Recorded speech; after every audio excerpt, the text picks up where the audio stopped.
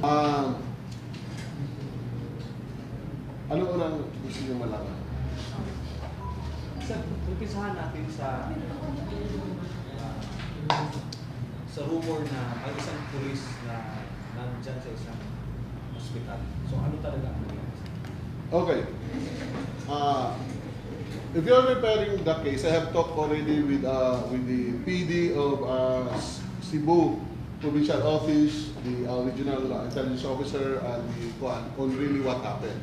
First, there were unconfirmed and unverified reports regarding sa nangyari kay Rian Tecson. Right? Now, there is no such thing as police namatay. Okay? There was just a commotion dahil nangyari dito. I need my nasaan na yung problem? Accordingly, okay, there's a commotion before nangyari doon kay Tecson. Nothing to do with Tecson. Okay? Now, according to our R2, di ba? According to our R2, okay, our intel people, di ba? One of them is PO-1 Balili was shot not dahil doon kay Tecson, but there was indiscriminate accidental firing while they went to sa lugar yun? Pinamungahan. Okay? That is at 11:50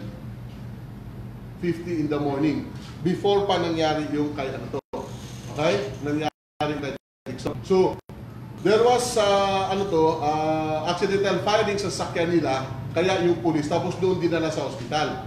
Dinugtong lang nila yung kay Tecson. Okay? But it has not really doon. It has separate incident.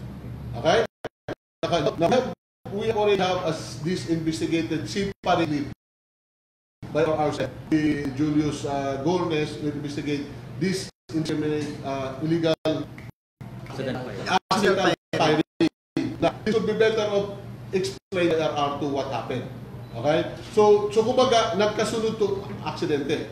Nagkasunod yung nangyari sa pulis namin kay Balili at saka kay Tecson, kaya akala nila dugtong. Hindi po yung dugtong.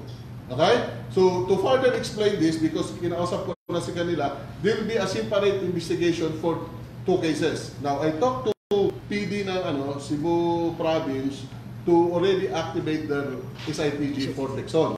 I will be talking with PDEA this afternoon, 1:30, to help us for augment the investigations. Okay? And I think they are very willing to work with us. Okay? Na ganito. Pangalawa, yung nangyari dito sa mga tao namin, yung accidental firing, will be separately investigated by RR-7. Okay? And we have also have their vehicle, yung mga investigated by the SOCO teams to gather, etc. Okay? Now, ang nangyari lang kasi, this is a series of activity na idugtong. Nakanyo, but accordingly sa initial findings sila, it's not related. But if you want to know further, you could talk to our senior officers who are more knowledgeable on this. But what I could assure you, we will be conducting a separate investigation to. Second, if we report na other agencies wants to investigate, we are open to that. Okay? Ever since naman, ang stand ng PNP, kung may gusto na mag-investigate, mag-join, uban sa mga investigation, they are most welcome. We are not blocking them. Okay ba? So, muna atong unahang pasabot. Katulo, these complicated issues that should be tackled separately para maintindihan nyo. Okay? Go. Sino sa status ni Balili sa pagkakas? Actually, he's alive. He's alive. But because of the series of reports ganito, we are protecting him. Diba? There are bad reports na hindi na mo pwede na siyang ipakuan kasi nga, security risk. Okay? So, before we could have conducted our usual investigations, there were so many opinions that came out, which it's beyond us, and hirap kasi sagutin lahat. Okay? That's why we are presenting the facts that lang. Okay tayo? So, Medical condition lang niya. Medical condition. Medical. Stable. stable, good. Okay? Ha? Bugi. Stable. Asa ilo niya? Ha? Asa ilo niya? Let them talk. I'm not a doctor. I don't know. I just inform them. Siya. Ha? Balili po. Roderick. SPO1. SPO1. Designation niyo po. Sign in Arso. Assigned at the intelligence office. The investigations. So, nag-surveillance sa Yeah, I think initially they are targeting a certain Nilo Quirante. This is HBT namin doon sa lugar. Okay, when it happened, they went there. Right? Yeah, you could, if you want, tapos na kayo sa akin, initially we'll transfer to Arto to make the report.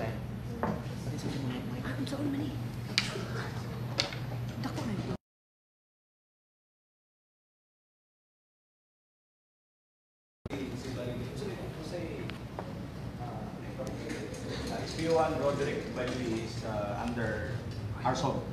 He's operationally under control ng R2.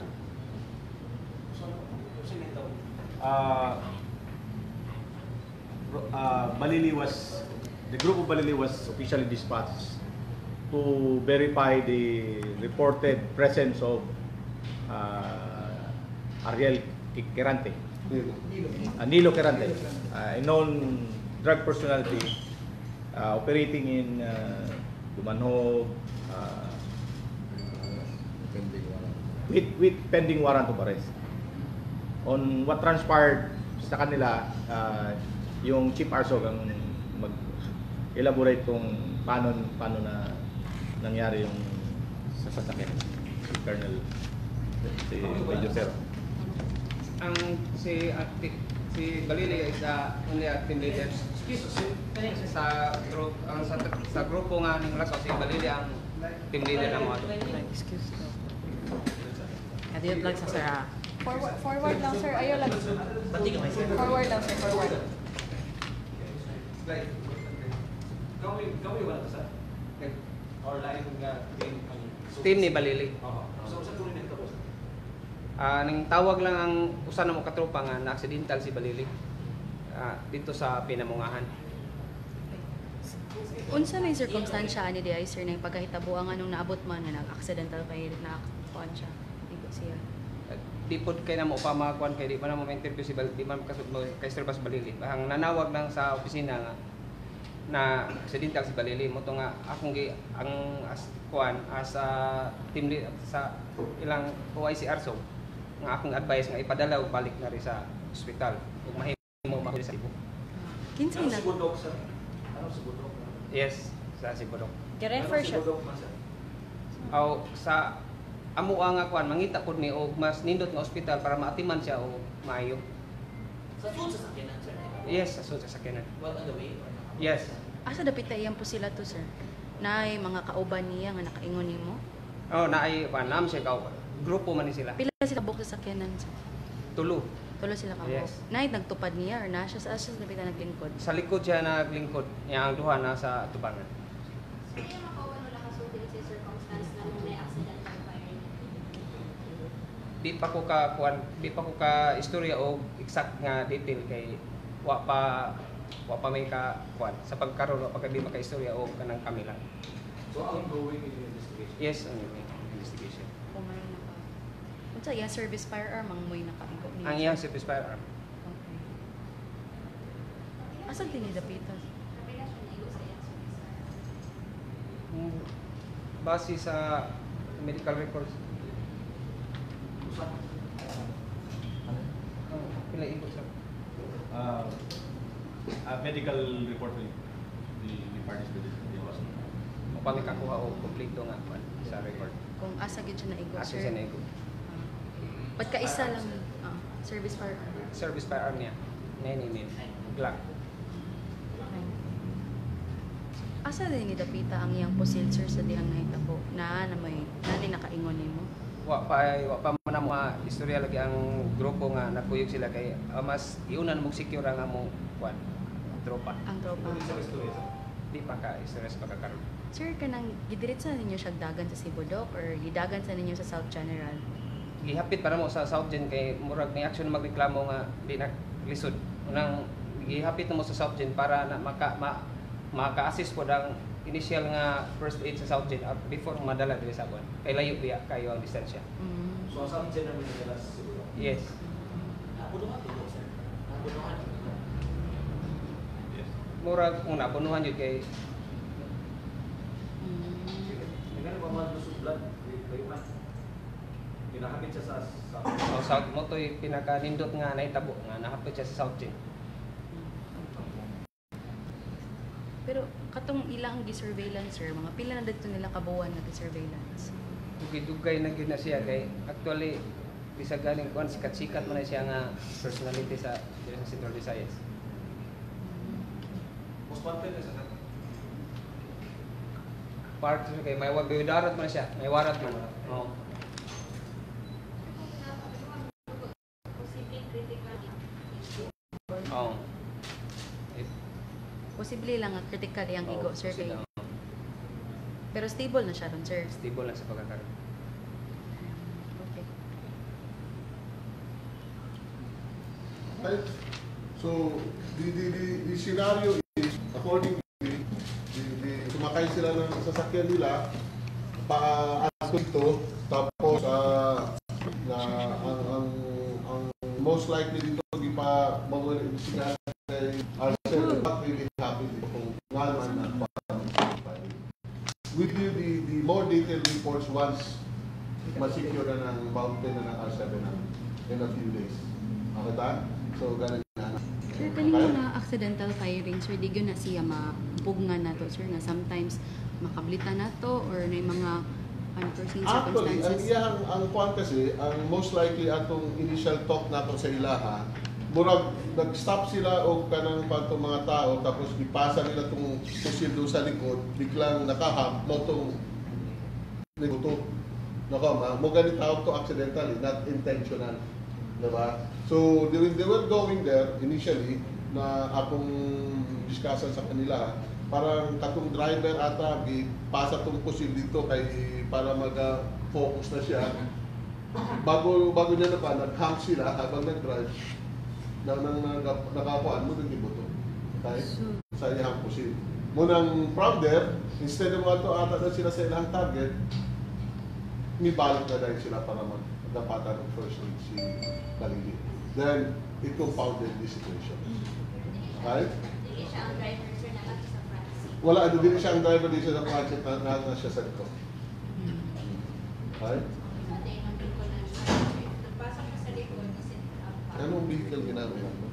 Yung service vehicle ninyo? Nasa atin siya. At anong vehicle yung service vehicle? At least yung sakyan niya. Service vehicle ng opisina.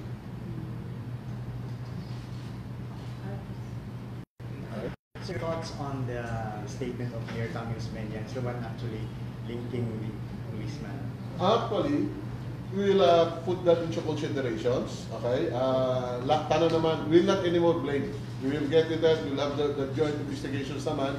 And we are openly discussing with the PDEA for a joint investigation. Tanaw na to. Now, the statements of the mayor is the statement of the mayor. Okay? I will not confirm or deny whatever yung statements. Kata?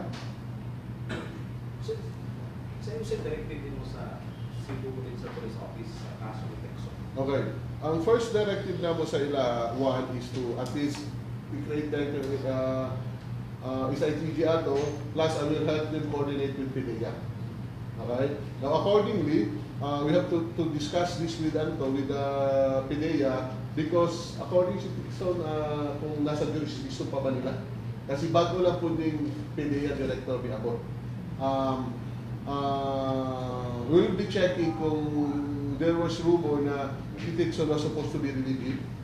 Diba? So we could not get be certain unless otherwise we could discuss this with the PDEA and we'll be asking them to help us investigate the case. We will have a meeting at 1 o'clock this afternoon. Next good po kaya ang Tecson drug lord at dito ang focus dito sa Actually, that's why we could not anything say regarding Ana because you have to talk with PDEA first. Diba? Because ayaw ko mag-speculate, I will not make any statement without PDEA with us because more or less they know the situation. Okay? So then from there, I will have with our PD to work with the navigators i-attach doon and come up with the decisions.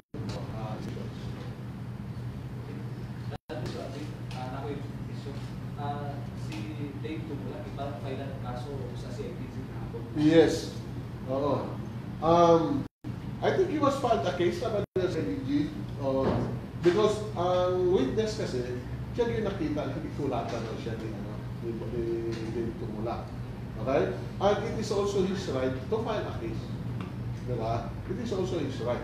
And I think, nakabalo mo naman muna, we request for inhibition ng city prosecutor, which is being approved by the city prosecutor. It's now elevated with the regional office. We're waiting for kung ato i-assign.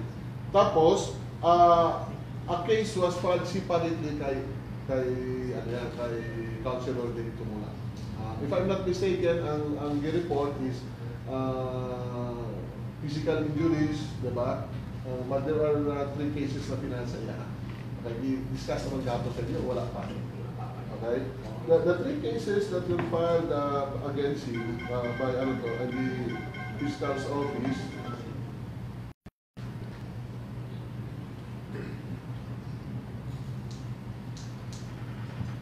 Okay?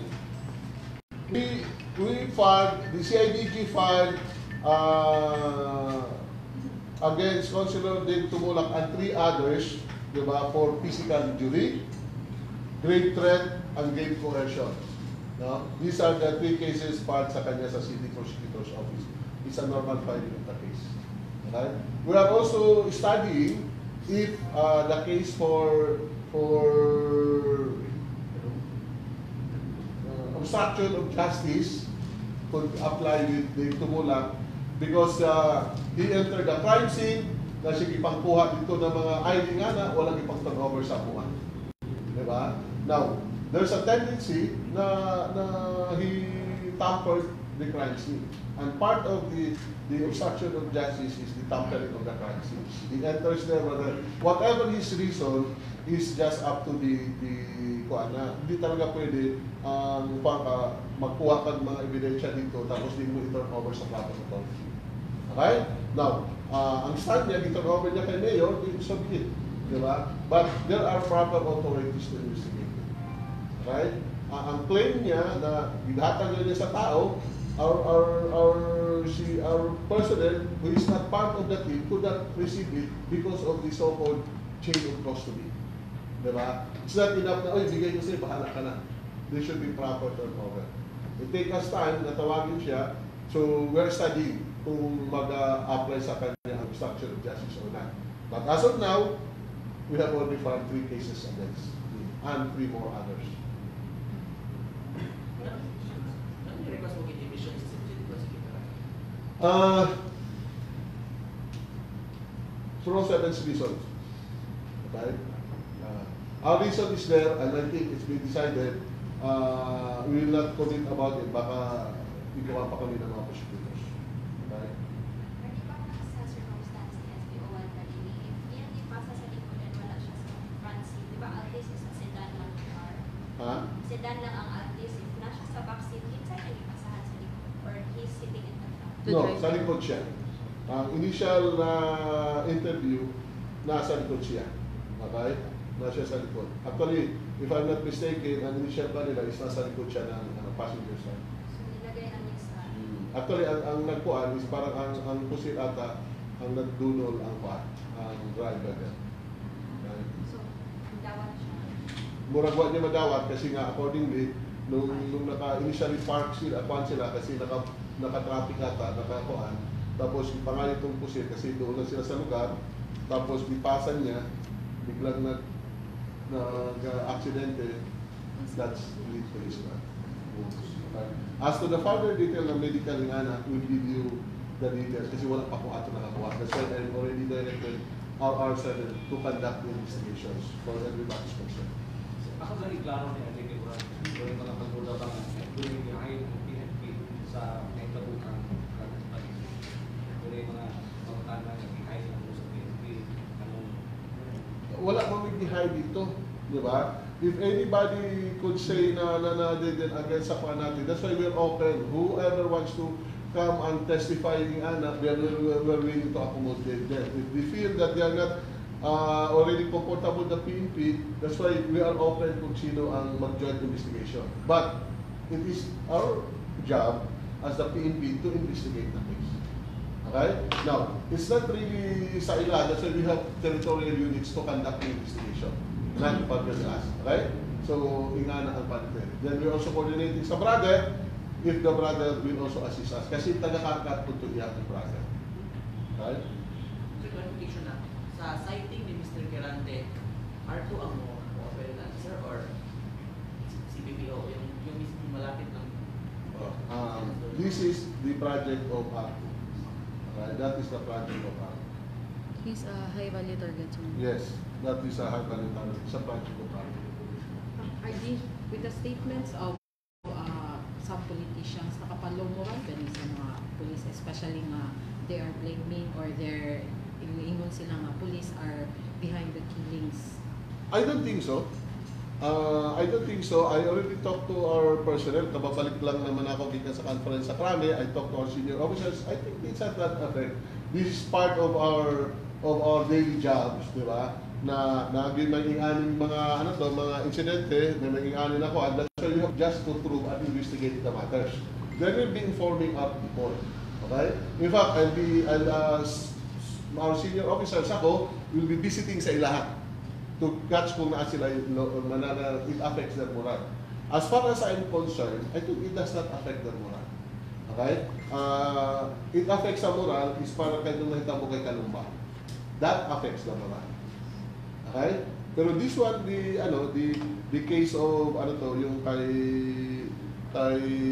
Balin is indiscriminate firing. So, we are investigating. Kung i-charge, kasi gusto rin naman i-charge yung katong tao concerned for administrative functions niya, for negligence. Okay? We'll be filing for negligence siya. Okay? And I think R7 will have the one that's one. So possibly the driver will receive the sanction, sir. Kasi siya may nipasa. Maybe possibly he will be. It depends upon the investigation of R7. Usually kasi pag may illegal discharge of firearms, not yun na iba. Paso. Diba? It's within our policy, whether indiscriminate firing or talagang warning shots, etc., there's always a sanction to that. Now this one is a negligence for not properly taking care of their firearms. train natin sir, how to handle firearms? Of course, Morphe's law. Morphe's law, yes. Diba? It was quoted that if something didn't happen, it happened. That's like what happened sa Kamprami, diba? Yung patong kuhan, diba? Yung ano to. So, we consider that there's a really part of our people as a negligent dito. That's why we'll be investigating and having it corrected and disseminate that to our people for as gun safety procedures. Kinilibukan sila or the other points sa Quezon? Actually, on hold sila karon for further investigation. On hold sa office sa RSOG, sir? Oo. Okay. Nasa ato na sila. Arto. Dili pa police wala lang mga kaibigan sa reklamo names. As of now, for security reasons, kasi mga operatives so we will help it. Okay, pending sa investigation ni Asha. Are you the question on whether or not Cebu is still safe amidst the state of chaos? I think the city director, which is, I go with the Cebu State is still safe. Diba? That's why we have adding more personnel on the streets, Ngana. So some of the killings are premeditated that we are trying to conduct. That's why we have implemented the clean rider stickers, diba, checkpoints, and there are areas now na pag nag-request sa mga o personnel, kagaya ng Ermita, diba, baka gusto ng Ermita ng tao, I think the CD is already requesting for invitation sa Ermita, we will place it there. If you will observe yung sa Talisay, sa tangke, have you monitored it? Nagbutang ka dito, so halos gabi-gabi na sila nasita at nadakpan. So if you are keeping track dito, ingana. So we'll try to adapt the same system na temporary na mo i-detail para lang ma-stop yun. Diba? And I will already have the personnel ng mobile force to assist the local. Diba? Kasi because of limited personnel, tapos andad na kasi itong kailan na dito sa local, so we might need patong RTSB na at least full force sila. Now, ang template na among gi-obserbahan is katong placement namo sa tangke. Now, which we find very effective in checking sita ng mga bago dito, tapos mas halos gabi-gabi na inatakpan ng mga user pusher dito. Okay? Let us we'll try to see if we could do that in the meantime. Once the OIC barangay captain would like to ma-arrange na ni CD. Kasi ang plano ni CD, butangan itong tao. Okay? And that's also what we'll be hoping to do in the coming days. ID, going back to Tecson, ma-relate ba na to ang inyahang killing of Earl Rayos? I don't think so. They are separate at saka the circumstances is not the same. Diba? And secondly, ang linking lang yun sila is pareho sila PIDEA. Diba? Okay, I will tell you that I will wait for the investigations na lang if there's a link or not. Para safe na lang tayo. Okay? We'll wait for the 2 SITG to come up kasi kung isa lang na, then we might as well make only 1 SITG for them. So there no coordination between CCPO and CTPO? Ay, wala pa. As of now. Kasi separate ang area eh. But once one of them will say that these are related cases, then we will merge the 2 SITG. Okay? To early pa pala mag-storya na not related. Whatever the result nito, pag storya nilang related or what, then we'll merge the investigation. But you're not discounting the possibility na related? Of course, diba? Kasi the mere fact that they are both in PIDEA, the situation is the same, it's most fun. But I will let the different SITG decide that and kung unsa man, if they will recommend that i-merge na yung investigation ng dalawang cases, then we'll merge for 1 SITG para mas ma-pass ang coordination. Anyway, the same group of investigators, tapos the same PDL will be invited in para mas pass isa na. Depende lang sa recommendations ng mga investigators. Pwede if, balik ka ni Sir Balili, if ever nga mas stable na din siya, pwede na siyang cut-off, ma-present ba ninyo siya, sir kay na may good doubts ang public? So, to eradicate the doubts, can you present Balili to the public? Actually, we are trying to check on that, but I will talk to Balili kung pwede siya i-present. Okay? Still, he's a choice kasi nga, for personal reason. Diba? But I will talk to him pagkatapos na kung pwede siya magawas. Okay? Right now, sir, wala pong binigay na date kung kano sa siya ma-discharge, if he's already... Wala pang advisory. I will have to talk with the R2 to check yung medical status niya. Then give us the update. Right? Then we will let you know. The other issues, last night, female was pushed by a female 22-year-old was HRO. sa may Manawa. Do you have an update already? HR officer. HR office. Sa Banawi. Banawa. I will I'll be back with you. I'll talk to CCPO first what really happened in the incident. Okay? So as of now, I have no details regarding Saneta mo. Maybe in the succeeding hours, they will give you the details. Right? RD, you were in Camp Crami, you mentioned. Yes. Was there any instructions, or the PNP chief was made aware of the killings here in Cebu? And are there any specific instructions on how to go about these issues? Yes, actually, we were in Cebu to attend the conference for the command conference ng PNP at saka yung joint PNP conference sa Malacanang, the Police Service Anniversary. Then, the instruction is, after briefing nito, is at least to investigate all cases. Okay? If possible, solve all cases. Not only investigate, but to solve all cases. And if ever, arrest kung sa yung mga suspect, then present it for the information of the people of Cebu. Are they also made aware of the statements of local chief executive like Mayor Tomas Mena? They are. Kasi that is loading all over the news and the internet. That's why we are informing them of what is happening, and they told us to present facts. Okay? And to present our side based on facts, not on speculations.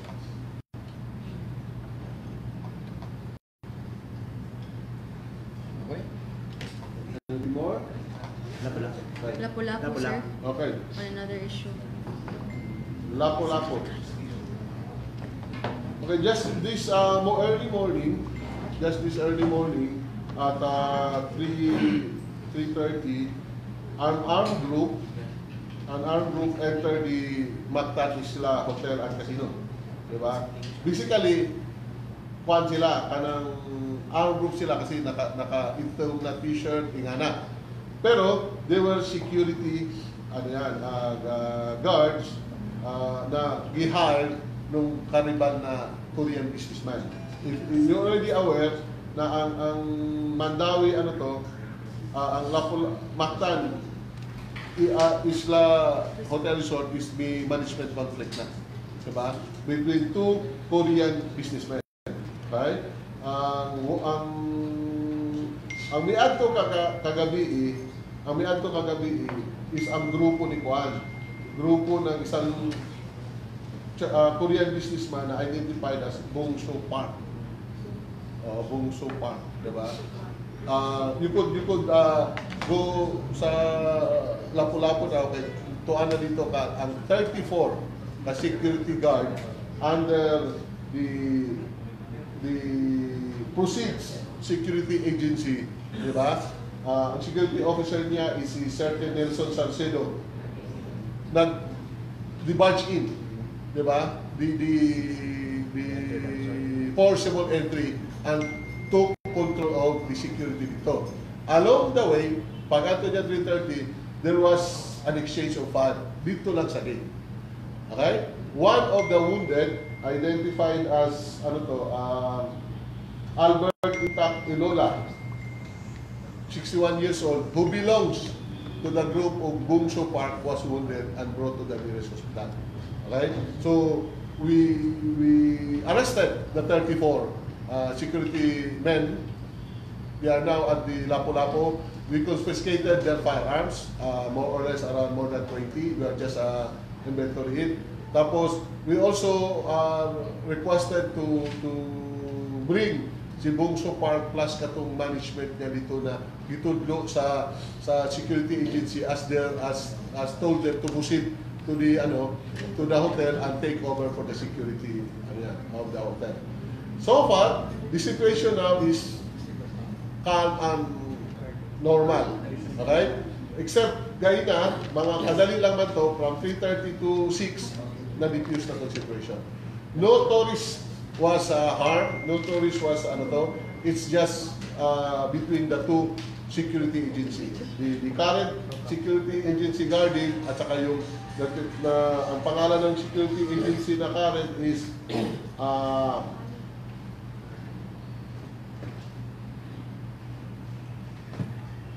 Blue Bridge Security Agency. Ang katong nagkanto sa ila possibly take over is ang Proceed Security Agency. Okay. What are we going to file? First, we are now filing 3 separate cases. We are under investigations now. One is the criminal case. Tanani, including katong Bungso Park, yung management nila, ang katong mga kuan. Una, yung security guard for illegal possession because they brought their firearms outside of their jurisdiction. Pagkadua, we are checking kung kini ba mga firearms ay kung license or not. We believe some of them are party, which is automatically illegal possession. What they did is katong pagsulot nila dito, nung inisarmahan na ng security guard, Proceed Security Guard, katong Blue Bridge Security Agency, nung sila na nag-post, ipangtago nila ang mga armas nila. Diba? However, we are now checking on the CCTV. We are asking for the management ng Mactan Isla to at least if they could volunteer it to us para makita natin ito. So sa karon, we have recovered ang mga pusil, ipambutang lang dito sa mga tanong, mainganas, we recover it. And we'll be checking it. Karon, gitapos na po sa EOD nato, nag-funnel ito. Diba? Gi-funnel lang kung napabay mga pusil na ipangtago or nabay ipang bilin dito na kinahanglan i-recover. Okay? Ikaduhang investigation is we will be investigating the agency. Diba? And we'll be recommending for the cancellation. Okay? Ang FEO nato karon na adiri was there already to file a case immediately para i-cancel tong license ng license ng Proceed Security Agency, and to cancel and recall all the security guards license, diba? For the violations of the IIR, no, na specific ito, diba? Ganun. And third, we are now coordinating with the BID to file the case against the park. Si Bongso Park, iyang wife o iyang anak na si Jongto Park. They were there in the scene nung nahitabo kayo ng punta. So there will be 3 separate investigations ongoing. And all of them hopefully will be finished today, lalo na itong kriminal para ma-file na naman itong mga concern. At hindi may aabot sa regulatory period na pag-file na kaso. The rest will follow. Ano cancellation are sa agency? Automatic to outright? Hindi to outright, i-apply na dito. We'll present dito sa mga case folder, ebidensya ganito, nagyan po na yung proseso. That's why the chief ng FESAX na mo diri, ng firearms and licensing, was already there to help assist at siya ang mag-file ng kaso dito sa LTO. Appeal ang lisensya sa mga gwardiya nila. Yes, appeal ang lisensya sa mga gwardiya para mag-file. Yes. Right? Now, we already determined sa initial case code dito na kato sila went out of their way and they are not in uniform. They are in blacks shirt.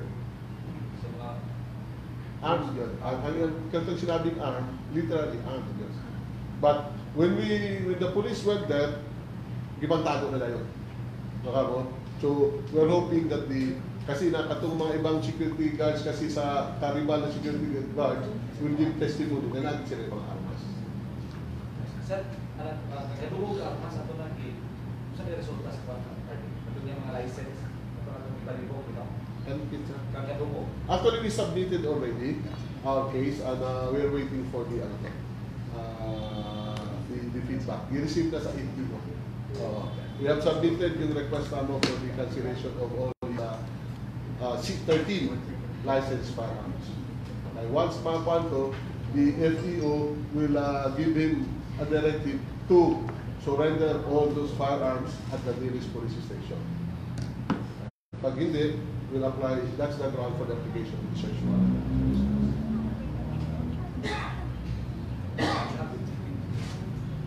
Okay. Before, nandiyan pa si Joel, paalis tayo si Joel, bago gusto niyang interviewin yan, to say thank you. Alright, so be it. Alright? Go ahead. So, we'll finish to take this interview. Eric. Ito, istorya na ang Kumusta na po yung investigation natin? Sir, this afternoon we will be having our first case conference. I have already instructed Sir ang Chief of Police ng Carcar City to bring all the necessary documents and all the information gathered will be discussed there. And so far, sir, ang isa po sa mga sinusundan ng ating investigation is the pronouncement of his brother. So yun po yung ating masasabi lamang sa kasalukuyan. So nag-coordinate sila sa NBI? Paano yan? Yes, katulad po ng nasabi ng ating regional director, ang Cebu Police Provincial Office po will closely cooperate in any parallel investigation to be conducted by other law enforcement agencies. Sir, sabi ng families nila, medyo nababagalan daw sila sa investigation ng PNP, kaya dumulog po sila sa NBI.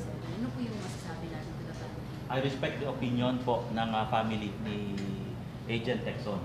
Ang sa amin lamang po naman is hindi po ang mga investigation po na ginagawa ng ating kapulisan para po makakuha tayo ng magandang resulta is should not be ika nga mag-jump into conclusion kaagad. We do not have to hasten just to please yung pong mga aggrieved party. We should be objective in our investigation. Kasi mag-background investigation kayo kay Tecson, mayroon ba siyang mga derogatory records, ano ba siya, mayroon ba siya, nandyan ba siya it will be part of our investigation kung ano po yung personal background ng victim. So, ang angle pa natin yung work related? Yes, sir. Basta ang initially, sir, ang gagawin po natin is we go with the pronouncement ng kapatid ng ni Agent Tecson, ni SPO-1 Tecson, who is assigned in Carcar City. And then we will look into doon po sa mga information na na-gather ng ating mga investigators handling this case. Sir, may mga links po ba sa work nila niyo, sir, na medyo na-involve sila sa case in Mandaue? Are there reports na involved din sa yung kaso ng alleged robbery po with Tecson? Kung kasama po sila sa kaso yun? Sa ngayon po, ang aming information is magkasama sila sa kanilang assignment. And then they have been classmates sa training. And yun pong mga information na katulad na sinasabi nyo sa kasulukuyan, isasama po namin yun sa aming investigation na i-contact po namin. Sir, yung dashcam sa sakyanan, sir? Sakyan. Although, Sa sasakyan.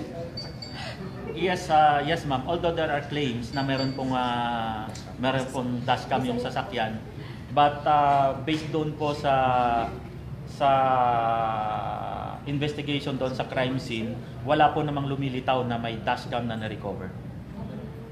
Sir, nakapaputok si Tecson. Okay, yun sa amin We will be basing our comment doon po sa ilalabas, or we will be basing our statement base po doon sa ilalabas na report ng RCLO, ng Regional Crime Lab Office. Wala na talagang armas na nakuha sa loob ng sasakyan. Allegedly po.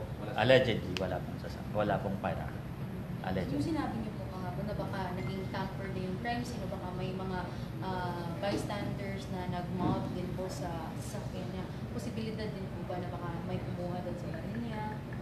There is a possibility po. There is a possibility. Hindi po natin pwedeng isa-isang tabi yung mga ganun pong pangyayari. Sa another decision, sinabi ni Colonel Bintong yung shooting incident or yung patay na nakuha doon sa Paklaan, parang related doon kay Jamie Mata, isang drug personality. We will be closely coordinating po doon sa Lapu-Lapu with regard to yes sir, with regard to the information provided by the chief city director. Yes sir. At saka sa Mandaue na rin siya. Parang related sila. Lahat sir po ng mga ito ay bibigyan din po natin ng pansin. So ano na po yung update natin sa SITG for Jamie Mata and Del Coro, sir? Sa ngayon sir, ma'am, magkakaroon po ulit kami ng second case conference, and we will discuss kung ano po yung development ng case na yon. We don't have any leads to the suspects yet? Meron pong tayong mga pinagtutuunan ng pansin, mga leads. And katulad po ng nasabi ko na in my previous statements, yun pong mga detail ng aming investigation na ginagawa is we cannot divulge it publicly because it might affect yung pong aming investigation. But as of the present, sir, same pa rin yung motive, may relation to illegal drugs. Opo, base po doon sa kanilang personal background. Arrested sila doon sa Sipsip. Okay. So mao kadto atong press conference diri karon sa Police Regional Office-7 headquarters. Daghang salamat sa itong mga viewers sa Sunstar Cebu Live Updates.